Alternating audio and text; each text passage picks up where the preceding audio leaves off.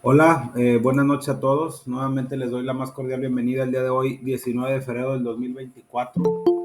Vamos a continuar con nuestro programa, con nuestro curso de contabilidad 1 de la Universidad Ciudadana de Nuevo León para las especialidades de licenciatura en informática administrativa y licenciatura en administración con acentuación en mercadotecnia. Dos puntos muy rápidos. Por ahí la semana pasada, no sé si recuerden que tuvimos nuestra sesión por un tema ahí técnico, no se pudo procesar el video de manera correcta.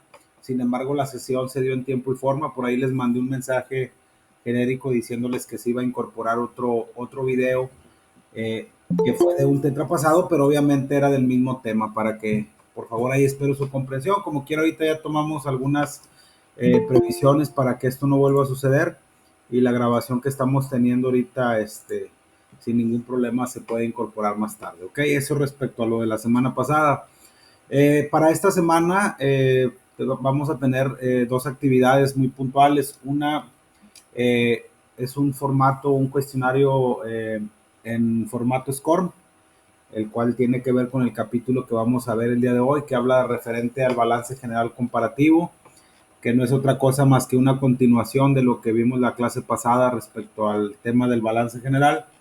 Y por ahí también un foro muy sencillo de algunas preguntas respecto a lo que viene siendo el balance general y el balance general comparativo. ¿Ok?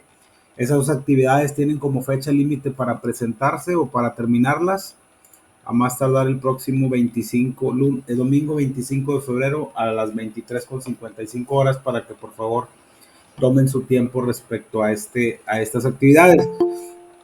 En teoría, por ahí ya están actualizadas las calificaciones, solo falta evaluar las calificaciones de la semana pasada, las cuales ya van a estar, más bien dicho, la calificación o la evaluación de la tarea de la semana pasada, la cual ya van a estar evaluadas a más tarde el día de mañana.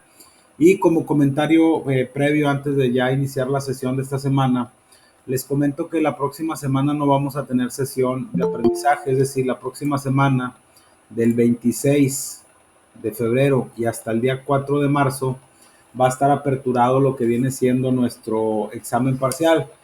Las personas que ya han tenido la oportunidad de por ahí entrar a la plataforma se darán cuenta que ya está visible, inclusive lo pusimos visible desde la semana pasada.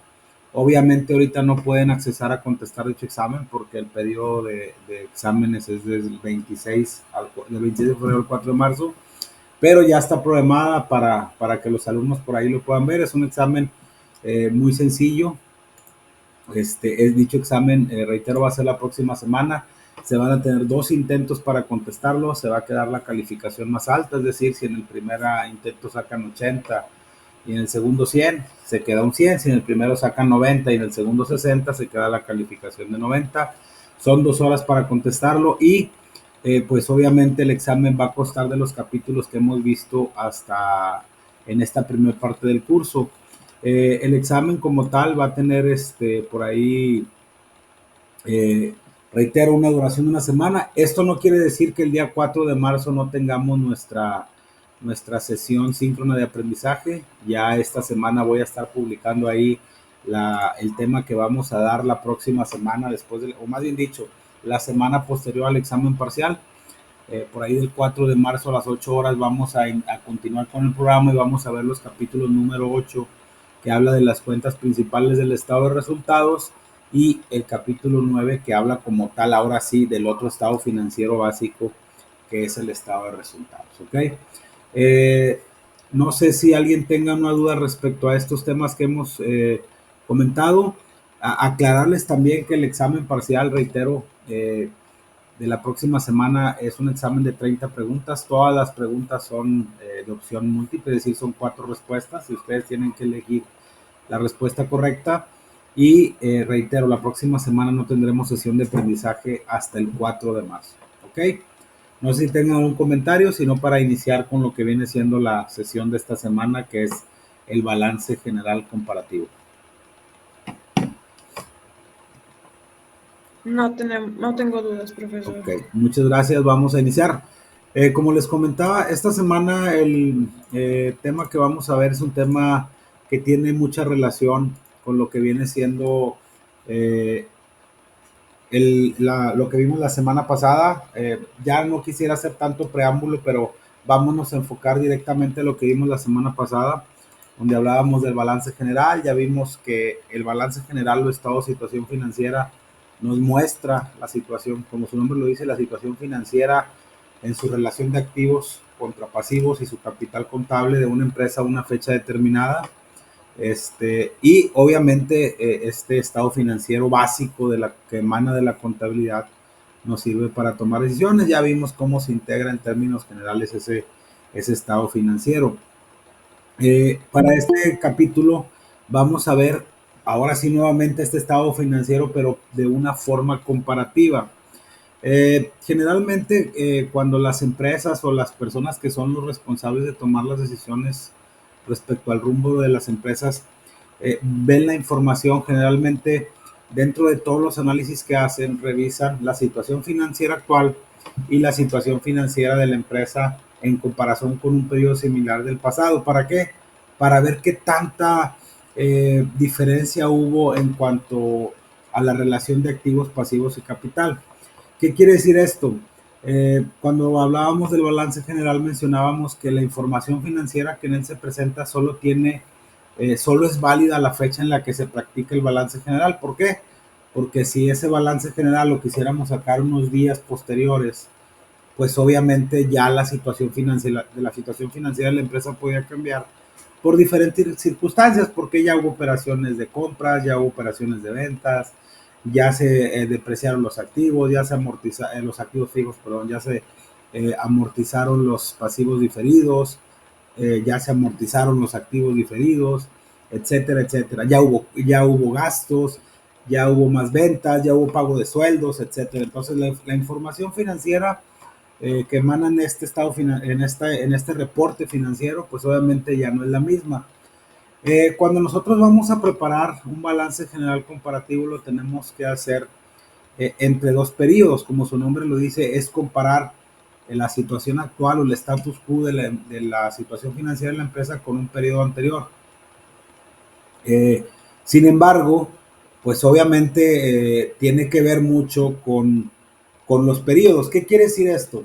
Generalmente la información, yo les comentaba en la clase pasada, la revisamos de manera mensual. ¿Por qué la revisamos de manera mensual? Porque nosotros no nos podemos estar esperando cada año estar revisando dicha información. Adicionalmente, no quiere decir que no se pueda revisar de esa manera, pero siempre les he hecho yo el comentario de que lo único que es constante en la actualidad es el cambio. Con tanta presión volátil de los mercados, con tanta situación de cambios por los diferentes factores económicos, no nos podemos estar esperando a revisar la información de una manera un poquito más espaciada o más distante. ¿Qué es lo que tenemos que hacer? Revisarla de manera mensual. También hay empresas que revisan su información de manera trimestral. Reitero, ya depende aquí de la complejidad o de la necesidad de dicha información por parte de los usuarios para poder tomar decisiones o ver qué se va a hacer con el rumbo de la empresa. Precisamente, este balance general comparativo que nos muestra un periodo con otro, nos sirve para dos cosas en común. Más que ahorita ver en la diapositiva, me gusta explicárselo de esta manera para que entendamos un poquito el por qué se practican estos balances generales comparativos.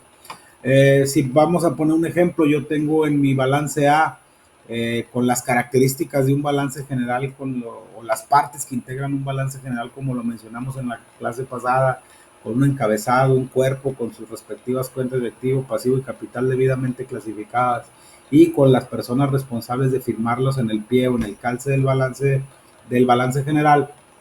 Yo tengo esa información, lo comparo contra otro periodo y obviamente va a haber alteraciones en las diferentes cuentas de activo, pasivo y capital.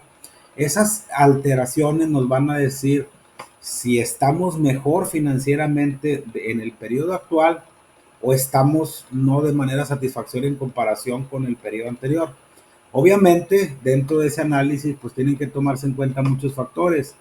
Un ejemplo muy sencillo, si por ejemplo en la cuenta de clientes, que son todas aquellas personas que nos deben por haberles vendido mercancía a crédito en el periodo A, es decir, no sé, al 31 de diciembre del 2022, tenemos saldo en clientes de 1 millón de pesos.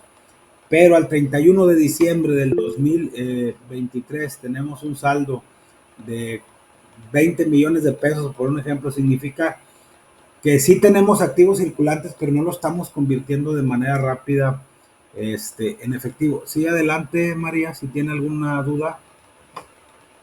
Buenas tardes, profesor. Mi nombre es Katy. Katy, Nomás que tiene el nombre de mi mamá. hacia adelante, Katy, a sus órdenes. Algo, digo, no es algo parecido a lo que dice usted, que es un comparativo de algo anterior. Por ejemplo, en los recibos de gas y de luz viene un comparativo de exactamente el mismo mes, pero del año anterior. Y te hace un comparativo de tu consumo, que lo que consumiste en el 2022 y lo que estás consumiendo en el 2023. Puede ser un comparativo. Sí. Digo, no obviamente con activos y pasivos, sino me refiero a que toman de referencia algo anterior. Sí, de hecho, ahorita lo íbamos a comentar, pero me parece muy interesante su opinión, su punto de vista, y eso es un punto muy medular.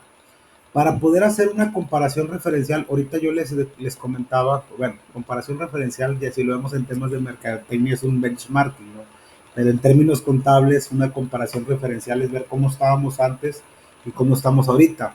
Si tomamos ahorita nota o estábamos en la explicación, les comentaba yo que si vamos a comparar, por ejemplo, una cuenta de un balance general al 31 de diciembre del 2022 contra el 31 de diciembre del 2023, eso que usted comentó es bien importante. Siempre se tienen que comparar periodos similares. ¿Por qué? Porque hay que acordarnos, un ejemplo muy sencillo, si yo quisiera comparar noviembre por ejemplo, noviembre de 2022 contra diciembre de 2023, puede que haya mucha fluctuación en los movimientos o en el origen y aplicación de los recursos. El origen de los recursos, de dónde vienen y cómo se aplican, disminuciones de activo, disminuciones de pasivo.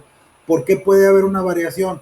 Porque no es lo mismo un periodo como el mes de noviembre que el mes de diciembre. ¿Por qué? Porque en diciembre pues la gente, hay más liquidez en la economía, puede ser casos que en diciembre los mismos proveedores den determinados descuentos, que nosotros hagamos descuentos a nuestros clientes, y obviamente como es un cierre de ejercicio fiscal, pues obviamente no vamos a comparar un mes de noviembre o un mes de enero con un mes de diciembre. ¿Por qué?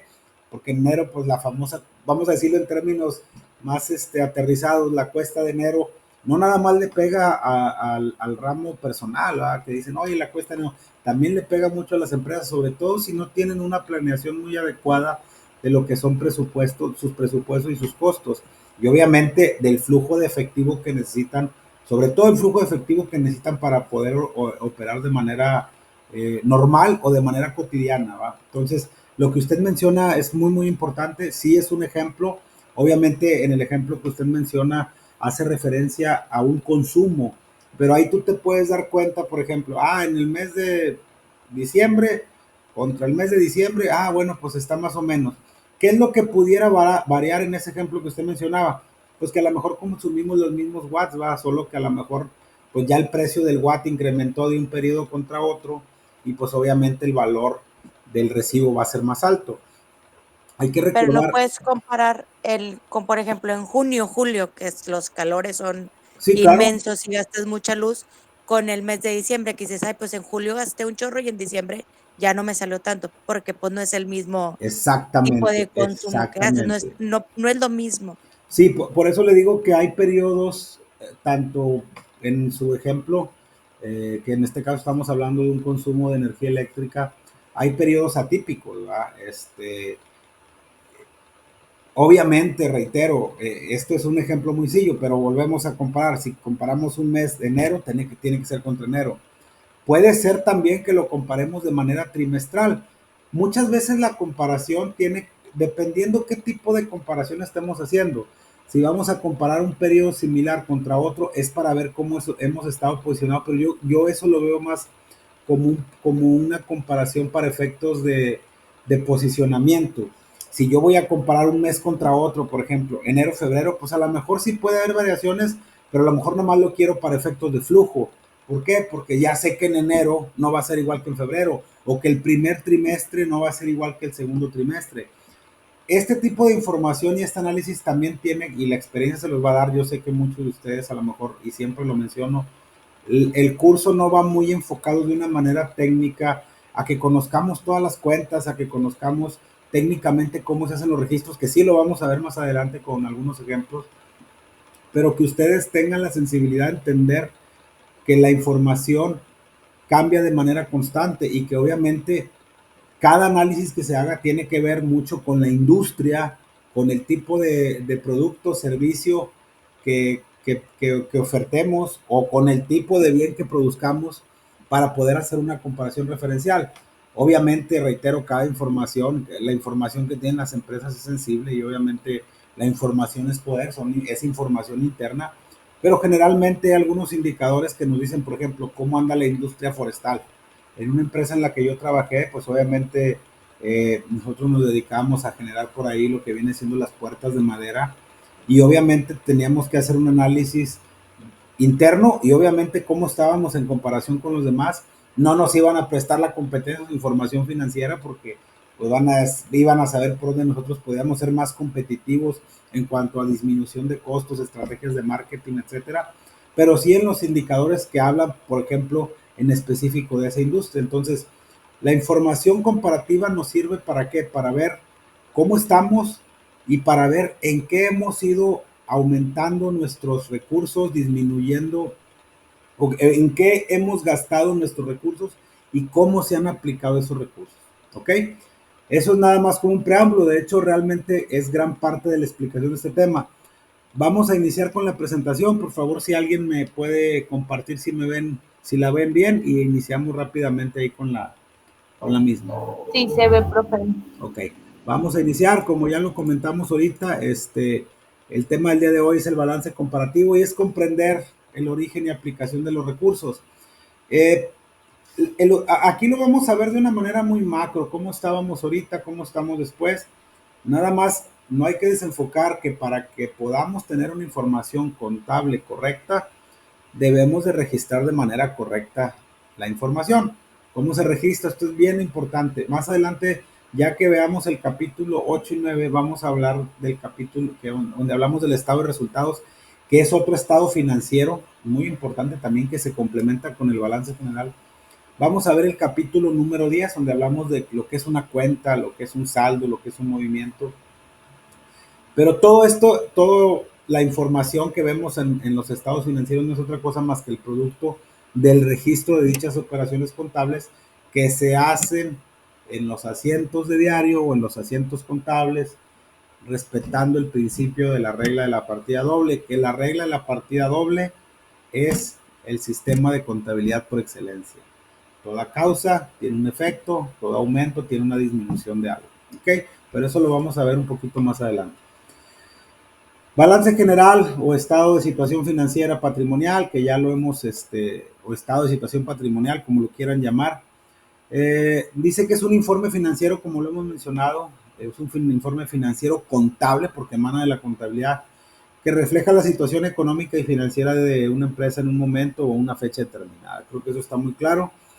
Este reporte muestra información relativa a dicha fecha sobre los recursos, que son, recuerden, activos, circulantes fijos y diferidos, y las obligaciones financieras de una entidad, como son sus deudas, pasivos circulantes, fijos y diferidos. Para hacer el registro de balance se debe empezar por el activo. Siempre acuérdense que independientemente de lo que vimos en la forma de presentar el balance general, que puede ser en forma de reporte o en forma de cuenta, siempre se debe de iniciar con el pasivo, con el activo. Si recuerdan la clase pasada, veíamos que el de forma de reporte se presenta de manera vertical y el de forma de cuenta se presenta, la fórmula es activo menos pasivo es igual a capital en forma de reporte y la forma de cuenta es activo es igual a pasivo más capital, pero en ambos casos siempre se debe de empezar por el activo, el cual debe de registrarse en su orden de disponibilidad. Recuerden que también lo vimos, circulante, fijo y diferido. Y los pasivos atendiendo o en razón de su grado de exigibilidad, que no es otra cosa con qué tanta exigibilidad, con qué tanta exigencia tengamos que pagar esas obligaciones para con los terceros, llámese proveedores, acreedores, créditos hipotecarios, etcétera. Y el capital contable a dicha fecha, que reitero, el capital contable no es otra cosa más que activo menos pasivo es igual a capital. El capital contable se constituye, vamos, de dos principios básicos, de las aportaciones que hacen los socios cuando constituyen la empresa y de la utilidad o pérdida contable que emana del estado de resultados que vamos a ver más adelante, ¿ok? La situación de una entidad se advierte por medio de la relación que hay entre recursos que integran los activos y las obligaciones del pasivo. Eso ya lo dejamos muy claro. En tema financiero, para los que van para, no sé si vayan a ver en esta carrera porque no tengo toda la batería de cada una de sus especialidades, cuando hablen de la razón de liquidez, cuando vean el tema de cuándo es importante tener una relación de por lo menos dos activos o dos bienes contra circulantes, obviamente, contra una deuda, una obligación circulante de uno. Eso significa que podemos hacer sin ningún problema frente a nuestros compromisos en el corto plazo, recordando que activo circulante es disponibilidad y pasivo circulante es exigibilidad. El balance general debe de presentarse a una fecha determinada, por lo menos anualmente. ¿Por qué dice aquí que anualmente? Yo siempre, como yo, de hecho mi área de especialidad es la parte fiscal. Nosotros cada año estamos obligados a presentar las personas morales. Voy a hablar exclusivamente de negocios personas morales, es decir, que están constituidos por dos o más socios. Estamos obligados a presentar una declaración anual por el ejercicio inmediato anterior. Eso, ¿qué nos dice el Código Fiscal o qué nos dice la ley? Vamos a decirlo en términos más sencillos, de cuándo se debe de presentar esa declaración anual. Nos dice que se debe de presentar a más tardar el 31 de marzo del año siguiente. ¿Qué quiere decir esto? Que la declaración anual del ejercicio 2023 tenemos hasta el 31 de marzo para presentarla. Por eso dice que el balance general debe de presentarse por lo menos anualmente, desde el punto de vista fiscal, desde el punto de vista interno, desde el punto de vista de toma de decisiones, desde el punto de vista de revisión de información, lo hacemos de manera mensual. Aquí también hago un paréntesis. A lo mejor a algunos de ustedes les va a tocar ver con un servidor el curso de contabilidad 2 y si no también con el maestro que les toque les va a explicar. Vamos a ver por ahí un capítulo que habla de los libros contables y ahí vamos a ver quiénes están obligados a llevar una contabilidad como tal. Ahorita mencionaba yo que las personas morales están obligadas a presentar este balance general por lo menos una vez al año, pero también las personas físicas con actividad empresarial. Y reitero, es un tema fiscal, pero para que lo tengamos. Una persona física con actividad empresarial es un solo individuo que realiza una actividad empresarial, como su nombre lo dice, pero que está constituido por un solo socio. Por ejemplo, no sé, distribuidora de celulares del Poniente SDSV se dedica a la compra y venta de celulares. Está constituido por el socio A y por el socio B con un capital mínimo de 50,000 pesos. Pero Israel Quintero Ramírez también compra y vende celulares. Entonces yo estoy, aunque no esté constituido con una sociedad como tal, de acuerdo a la Ley General de Sociedades Mercantiles, sí tengo una actividad empresarial como tal. Entonces yo también estoy obligado a presentar una declaración anual con un balance general, solo que esa declaración anual, a diferencia de las personas morales, no se presenta el 31 de marzo, se presenta el 30 de abril. De hecho, más adelante, reitero, si les toca como servidor, cuando veamos el tema fiscal ahí de lo que viene siendo las personas físicas, ahora el 30 de abril, las personas físicas, por ejemplo, hablando específicamente de los sueldos y salarios, presentamos una declaración. Entonces, todas las personas físicas, sea el rubro que sea, sueldos y salarios, arrendamiento, actividad empresarial, están obligados a presentar esa declaración anual el 30 de abril. También como cultura general, para que ustedes lo sepan, recuerden que si una persona moral genera utilidades, nos dice que tiene a más tardar 30 días posteriores a la presentación de la declaración anual para el reparto de las utilidades. Por eso es que tiene, si la declaración anual en el caso de las personas morales es el 31 de marzo, el patrón tiene como fecha límite el 31 de mayo para repartir esas utilidades, que obviamente, por eso en mayo siempre pagan las utilidades. Pero si el patrón o el sujeto obligado es una persona física con actividad empresarial, como la fecha límite para presentar la declaración anual no es el 31 de marzo, sino el 30 de abril, la fecha límite para poder pagar esas utilidades no es el 31 de mayo, es el 30 de junio. ¿Ok? Ya me extendí un poquito, pero bueno, también para que lo tengan ahí en contexto. Nos dice que debemos de presentar este balance por lo menos anualmente o al término del ciclo normal de operaciones de la entidad, que es un periodo fiscal. Cuando este sea mayor a un año, debido a que los saldos de las cuentas cambian de un día para otro. Eso ya le hemos mencionado. La información que se presenta en el balance general no es la misma prácticamente de un día para otro. Balance comparativo. ¿Qué es un balance general comparativo? Primero vámonos un poquito a la norma de información financiera A7. Es un libro bastante surtidito con cada una de las normas de información financiera. Anteriormente, los que somos contadores ya un poquito más, con un poquito más de tiempo en esta área, que egresamos allá por el 99, a nosotros nos enseñaron algo que se llama principios de contabilidad generalmente aceptados. Esos principios de contabilidad generalmente aceptados no es otra cosa más que las reglas en cómo deben registrarse las operaciones, cómo deben de evaluarse, cuándo se deben de presentar, en qué forma se deben de presentar. Pero después de por ahí del 2007, no recuerdo ahorita un poquito antes, no tengo ahorita el dato exacto, esos principios de contabilidad generalmente aceptados fueron sustituidos por algo que se llaman normas de información financiera, que es lo mismo, pero ahora sí que un poquito más complejo y con un poquito más de términos y más a detalle de esos principios de contabilidad generalmente aceptados, que nos dicen cómo se debe de presentar la información financiera. En este caso, la NIF A7 nos dice o establece, nos habla de respecto a la presentación de los estados financieros en forma comparativa, que las notas deben de presentarse de manera comparativa con el periodo anterior. Por eso les hacía referencia que son dos. Ahora sí que cuando vamos a hacer que tiene que ser con el periodo anterior, puede ser un periodo igual o puede ser un periodo inmediato anterior, ¿va? Dependiendo para qué se vaya a utilizar. Por ejemplo, aquí vemos un balance general inicial y un balance final, o un balance A, un balance B. Y obviamente si lo vemos de manera así muy macro, para no meternos en tanto detalle, es un balance general que cuenta con activo, pasivo y capital contable. Si se fijan, el balance A en su saldo inicial o sus saldos ya de caja finales, hablando específicamente de estas cuentas, teníamos 100,000 pesos, y en el balance final tuvimos un balance o un saldo en la cuenta de cajas de 150,000. ¿Qué significa? Que hay una diferencia positiva. ¿Por qué? Porque nuestra saldo de caja aumentó. Como es una cuenta, perdón, de naturaleza deudora, pues significa que tenemos una variación positiva. Tenemos más circulante, tenemos más activos.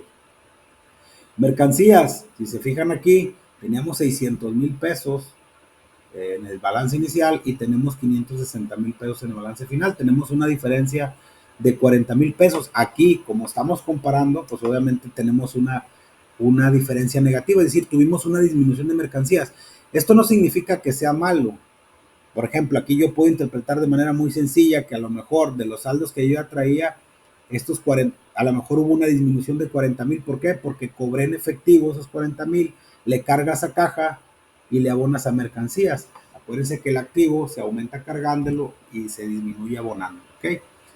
Total de activo en el balance inicial, 700,000 pesos, y en el balance final, 10,000 pesos. Tenemos una variación positiva total de 10,000 pesos en el activo. ¿Ok? Llámese circulante, fijo, diferido. Aquí estamos poniendo un ejemplo muy sencillo. Y luego nos vamos a las cuentas de pasivo. Si se fijan aquí, tuvimos 300,000 pesos en el balance inicial y tenemos 250,000 pesos en el balance final. ¿Qué significa? Que hubo una variación negativa, pero es una variación, si lo queremos ver así, desde el punto de vista positiva. ¿Por qué?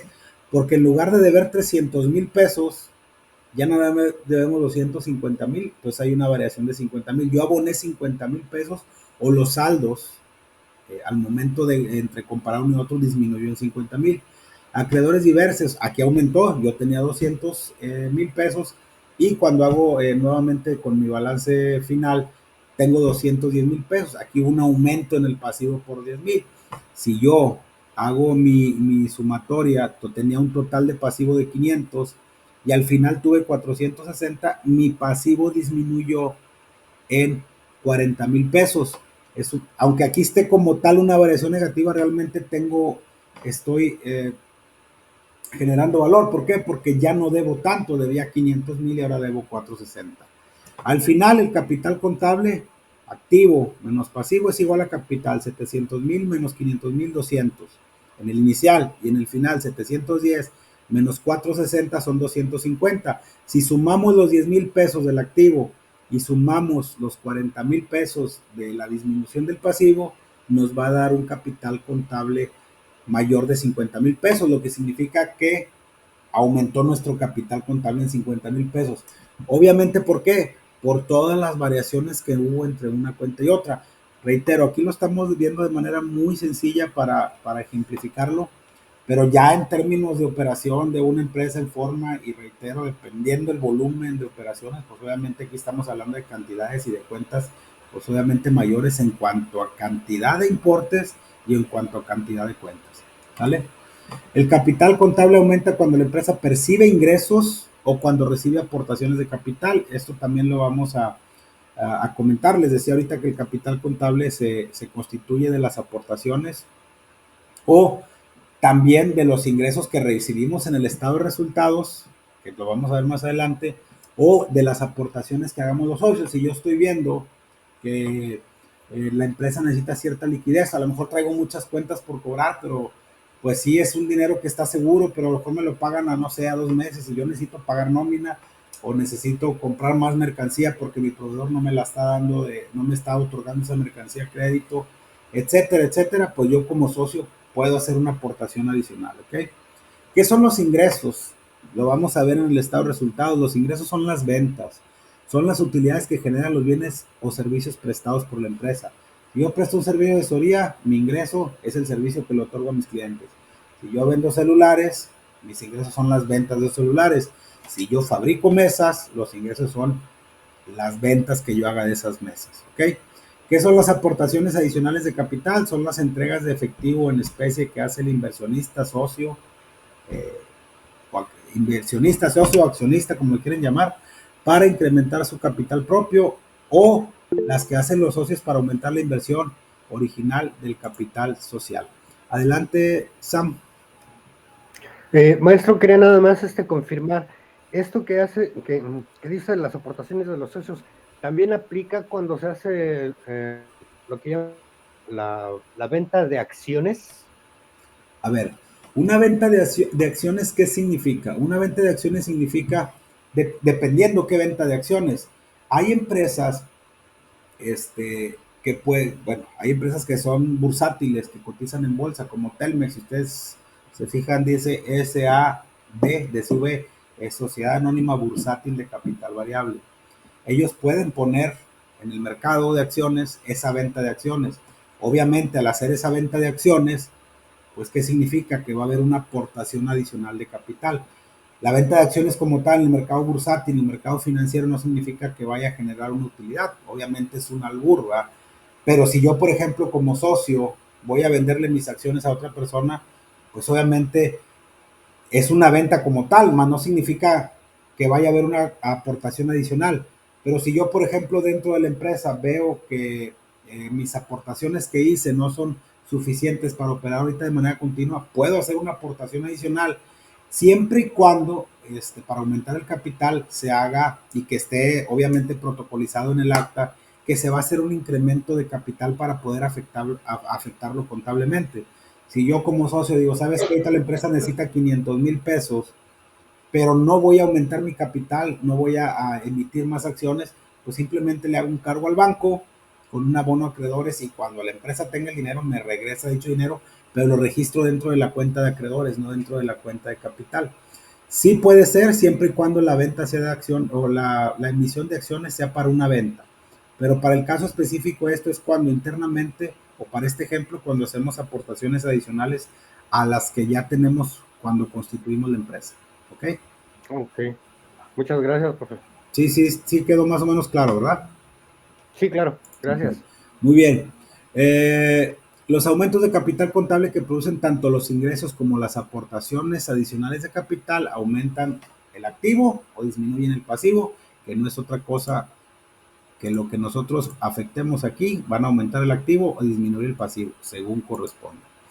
Aquí son ejemplos, estos son unos ejemplos muy sencillos. Si se fijan aquí, tenemos las operaciones que ya mencionamos, no es otra cosa más que los asientos contables.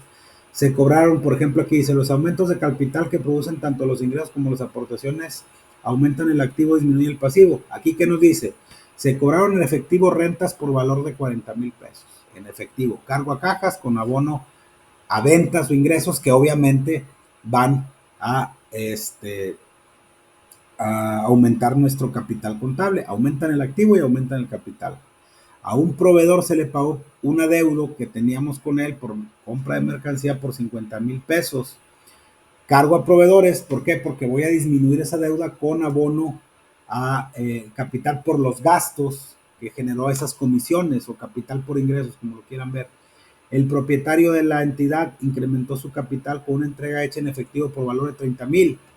Cargo a caja con abono a capital por aportación adicional, porque aquí está incrementando, es lo que tú comentabas ahorita. Yo, sabes que como socio, nada más que para poder hacer este asiento y que sea una aportación, se tiene que hacer el cambio en el acta constitutiva o hacer una adenda o un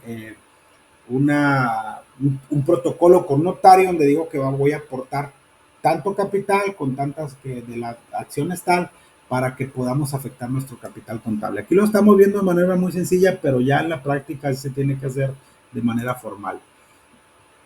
El capital contable, ¿cuándo disminuye el capital contable? Cuando la empresa causa egresos o cuando acepta reducciones parciales de capital.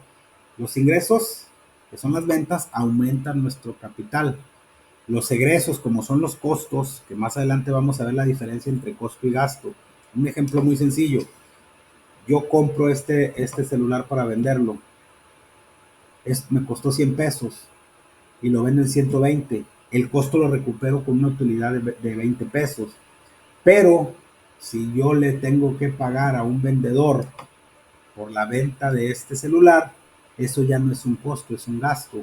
O el servicio eléctrico donde estoy llevando a cabo la venta, pues obviamente lo que mencionaba ahorita una alumna que mencionaba que hoy el servicio de energía eléctrica dentro de las empresas son un gasto, no son un costo, porque ya no lo recuperas de manera directa con la venta de la mercancía, ¿ok? Entonces, ¿cuándo disminuye el capital? Cuando hay disminuciones. Si yo como socio digo, ¿sabes qué? Quiero hacer una reducción, quiero disminuir mi capital contable, pues obviamente ahí le cargo al capital y le abono a bancos. Y obviamente si es una aportación que voy a disminuir también, la tengo que hacer de manera formal a través de un notario público. Los egresos son los gastos o costos, ojo, porque aquí dice nada más gastos.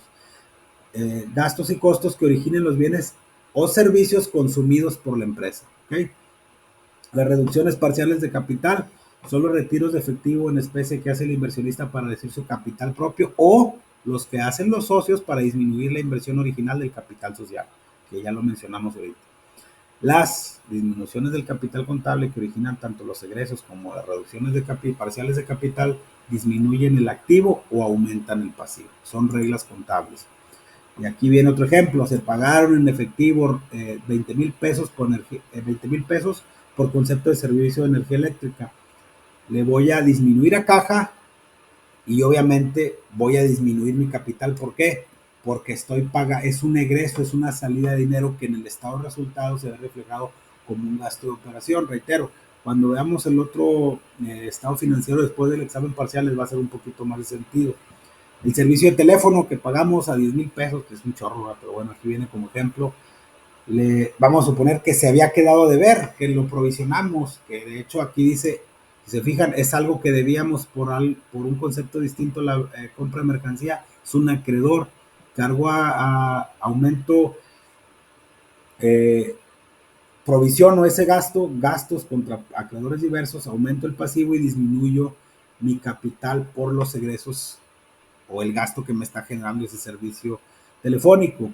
El propietario de la entidad disminuyó su capital con un retiro de varias mercancías por valor de 40,000. Disminuye el capital y disminuye el activo. Es lo que mencionábamos ahorita, suponiendo que este retiro sea en especie, ¿verdad? Si también se vale, hay que recordar que las aportaciones pueden ser un efectivo en especie, ¿no? Pues por eso disminuyo mi activo y disminuyo mi capital. El balance, ya lo mencionamos, el balance comparativo, al igual que el balance general, tiene encabezado en la parte de arriba, cuerpo y pie. Ya mencionamos que en el encabezado dirá el nombre, razón social o denominación de la entidad, mención de que debe de ser un balance general y la fecha. Compañía La Mexicana SADSV, balance general al día 31 de enero del 2024. Cuerpo, nombre de las cuentas de activo, pasivo y capital, debidamente evaluadas, clasificadas, para que podamos tener una mejor interpretación de la información financiera. No podemos poner primero el activo fijo y luego el diferido y luego el circulante, o no puedo escribir primero el pasivo fijo y luego el pasivo diferido y el pasivo circulante, ¿ok? Y un pie o un calce donde venga la firma del propietario o funcionario autorizado y firma del contador que elaboró o el auditor que revisó dicho estado financiero. En el balance comparativo, aquí estamos entendiendo, o es una teoría netamente de cuando la contabilidad se llevaba en hojas tabulares, ¿verdad? Dice que se emplean 4 columnas para anotar las cantidades de las cuentas y sus respectivas variaciones, que es el mismo ejemplo que vimos ahorita. Se refiere a 1, 2, 3, 4 columnas, 1, 2, 3, 4 columnas, pero obviamente pues ya esto no lo hacemos así, ¿va? De hecho ya los mismos software, los mismos paquetes contables ya te dan una comparación referencial de un periodo con otro, ¿ok? Ya nada más le dices, dame un balance general comparativo entre estos dos periodos y el sistema te lo da en automático. Pero es importante que conozcamos que anteriormente se hacía de esta manera. Reitero, más adelante lo vamos a ver más a detalle. ¿Sale? Y pues bueno, eso sería todo respecto a este capítulo. Perdón, María del Carmen, ahorita vi que levantó la mano, como estaba viendo la diapositiva, no vi que levantó la mano, pero ahorita con gusto aclaramos su duda. Profe. Dígame. Perdón. No, era la duda. Cuando se refiere en el cuerpo de que hay que poner los nombres de los activos y pasivos, se refiere que, por ejemplo, hay que poner Telmex o la cuenta de o sea, el internet o literal el nombre de cada pasivo, que No. son lo que... No, mire, es una pregunta bien interesante. Yo les decía la vez pasada,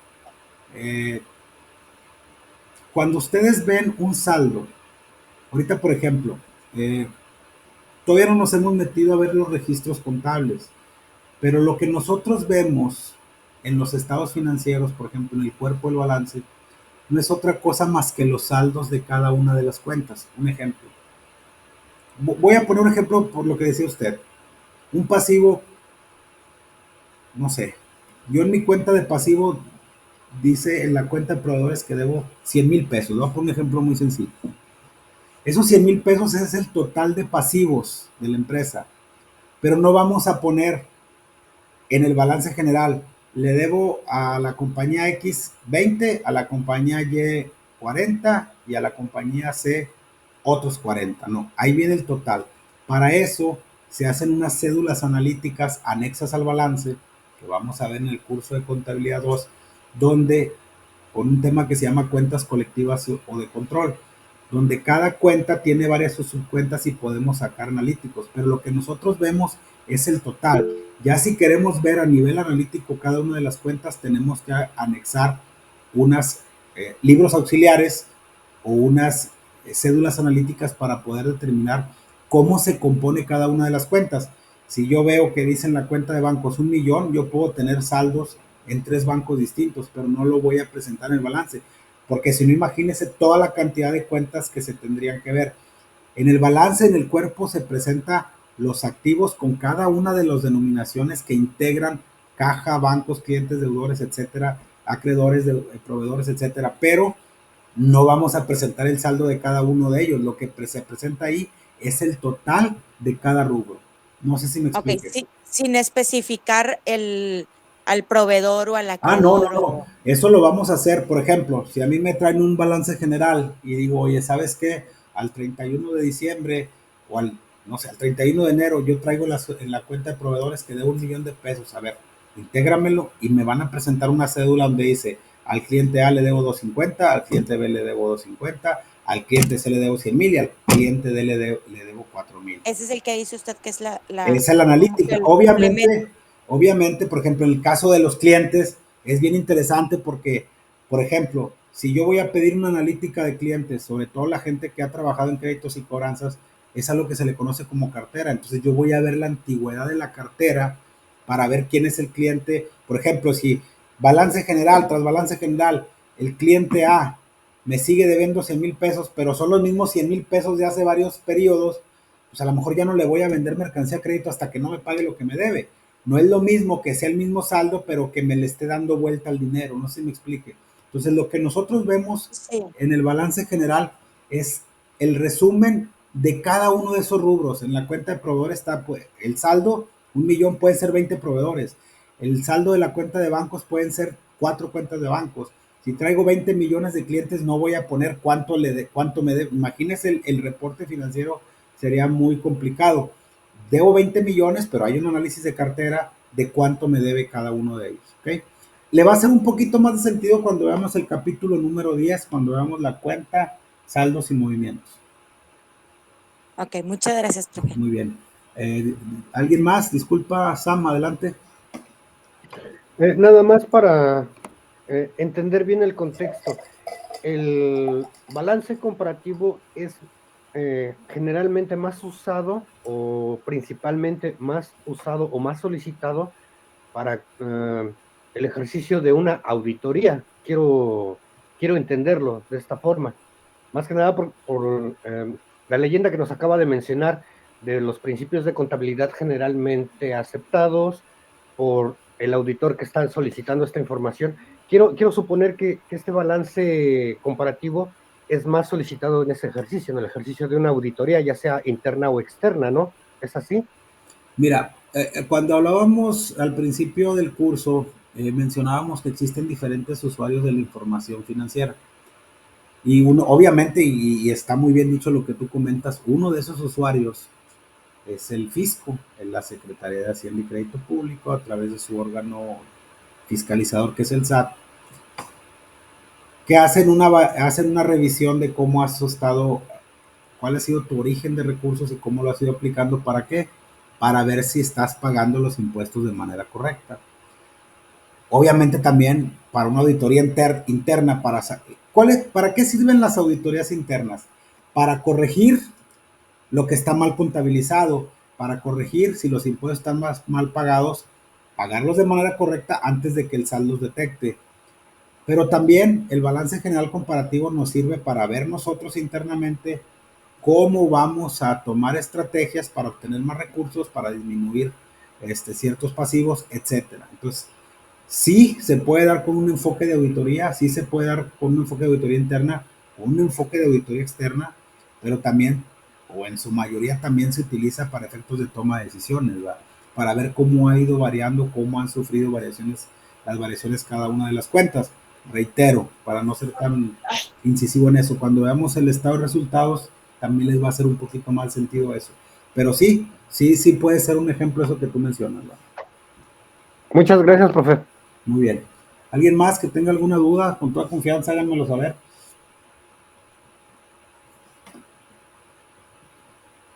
¿No? Bueno, espero la clase del día de hoy ha sido de su agrado. Como les comentaba, es una continuación de lo que viene siendo lo que vimos en la clase pasada. Es una clase relativamente sencilla donde estamos dándole continuidad al balance general, pero de una manera comparativa. Se puede presentar en forma de reporte, en forma de cuenta. Tiene los mismos elementos que lo integran: encabezado, cuerpo y pie. Sirve para la toma de decisiones y nos sirve sobre todo para ver cómo han sido el origen y la aplicación de los recursos, y como lo comentó Sam, también esta información es de índole general para cada uno de los usuarios que la utilizan para toma de decisiones o para fines informativos. Yo les mencionaba que también como empleados, los que por ahí tenemos un ingreso por sueldo y salario, pues también nos sirve para ver si la empresa genera utilidades, que a lo mejor lo vamos a ver más a detalle en el estado de resultados, pero si vemos el renglón de utilidades, pues ahí vamos a ver si la empresa las generó o no. Entonces, para eso nos sirve este balance general comparativo. Les encargo mucho sus tareas para esta semana. Son 2 tareas que no tienen que incorporar ninguna tarea de manera en formato Moodle, es decir, Excel, PowerPoint, etcétera, etcétera. Pero sí tienen que contestar el cuestionario, tanto el cuestionario como el foro. Y esta semana tenemos hasta el próximo domingo para realizar dichas actividades. A partir del lunes 26 de febrero se abre el examen y hasta el lunes 4 de marzo.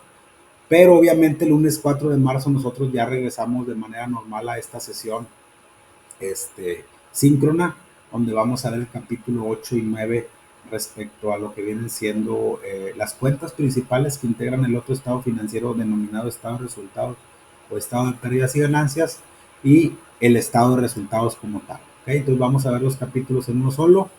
Les encargo mucho que estudien. Obviamente los capítulos que van a venir para este examen son los mismos que hemos estado viendo hasta el día de hoy y que obviamente pues pueden basarse en lo que viene siendo la bibliografía que tenemos como base. De ahí vienen las preguntas. No, mencionaba yo hace ratito que el próximo lunes no hay sesión síncrona. Esta sesión síncrona la vamos a tener hasta el próximo lunes 4 de marzo. La próxima semana no hay sesión porque toda la semana desde el lunes 26 y hasta el 4 de marzo es para examen parcial. ¿Ok? Adelante. Buenas noches, profesor. Buenas noches. Solamente tengo una pequeñita duda. Aquí menciona entonces que el balance comparativo es como para muestra las alteraciones que tienen los elementos, ¿no? Que integra el activo, pasivo y capital contable. ¿Cada cuánto se puede mostrar este tipo de balances antes de un balance general completo? No, es que para usted tener un balance general comparativo tiene que tener el balance general completo. O sea, Ok, entonces después de... no es limitativo, ojo, es nada más para comparar, pero usted no puede tener un balance general incompleto y uno completo. O sea, yo cierro el 31 de enero y quiero hacer una comparación de diciembre contra enero, bueno, pues a ver qué tanta variación hay, pero si yo quiero ya en mis análisis de financieros, quiero ver cómo salía el 31 de enero al 31 de diciembre del 2023, lo puedo comparar con 31 de diciembre del 2022. O puedo comparar un trimestre contra otro, pero obviamente se tienen que comparar estados financieros que hayan sufrido el mismo registro. No van a ser las mismas operaciones ni las mismas cantidades, es casi imposible que eso sea. Pero sí tenemos que asegurarnos para que la información sea verídica que todas las operaciones contables de la empresa hayan sido registradas de manera que lo que veamos en dichos balances sea lo que realmente estemos analizando. ¿Ok? Muchas gracias, profesor. Muy bien. ¿Alguien más? Por ejemplo, en eso que dijo, profe, un ejemplo puede ser en el ramo hotelero, no es el mismo balance que tienes en temporada baja, que es enero, febrero, o febrero en marzo, que el que tienes en verano, ¿verdad? Sí, sí, eso es bien importante, o sea, es lo que les mencionaba ahorita. Hay periodos atípicos. Obviamente, si yo quisiera comparar un periodo de vacacional alto, ramo hotelero, pues voy a comparar julio, por poner un ejemplo de este año, con julio del año pasado. Si lo comparo julio contra enero, pues a lo mejor va a decir, ay, perdí. No, no es que hayas perdido, lo que pasa es que en enero es No es la temporada misma baja. Por demanda. eso yo hacía el comentario que dependiendo del giro de la industria es como se hacen esos análisis.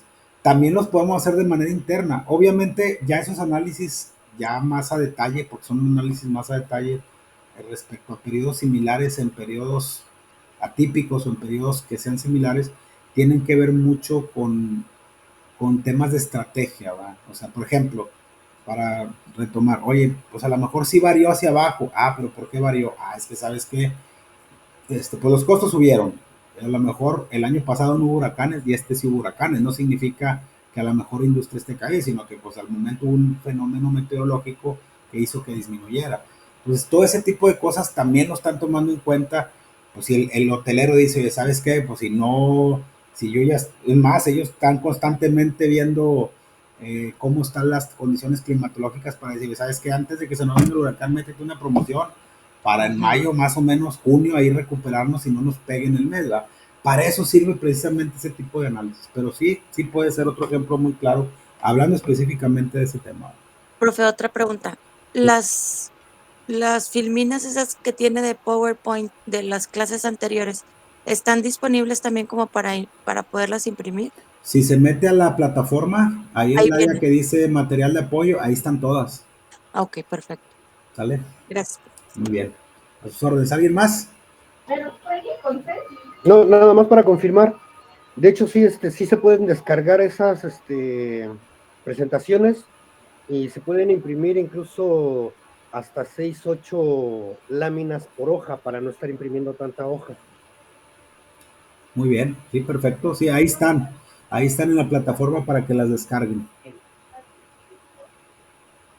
¿Sale? ¿Alguien más? ¿Alguien más que tenga algún comentario, alguna duda? Bueno, si ya no hay ningún comentario, espero la clase haya sido de su agrado. Les encargo muchas sus tareas para esta semana, que se vencen el domingo 25 de febrero. La próxima semana no hay sesión síncrona, regresamos hasta el lunes 4 de marzo a las 8 de la noche. Y la próxima semana es para su examen parcial. Estudien mucho los temas que vimos en su bibliografía básica. Todo viene de lo que hemos visto aquí. Entonces debe de ser un examen relativamente fácil. Como quiera, regresando de lo que viene siendo el examen parcial, hacemos una recapitulación de lo que les ha parecido el curso y pues ya nos metemos de lleno a los demás temas. Les ofrezco una disculpa por la semana pasada respecto al video, pero reitero que no estuvo en mis manos. Ahorita ya tomamos cartas en el asunto y vamos ahorita a incorporar la grabación esta noche. Que estén muy Profe, bien. Cualquier duda, sigo ahí a sus órdenes a través del botón contacto tutor. Adelante. Profe, con esos de PowerPoint me puedo basar para estudiar para el examen, ¿verdad? Sí, pero yo le recomiendo que como quiera revise su bibliografía. ¿Vale? Ok, perfecto. Bueno, muy bien. Muchas gracias a todos. Buenas noches. Espero la clase haya sido de su agrado y nos vemos el lunes 4 de marzo a las 8 de la noche. Y estudien mucho para su examen y les encargo las tareas de esta semana. Que estén muy bien y buenas noches. Buenas noches. Gracias, buenas noches. Saludos, gracias.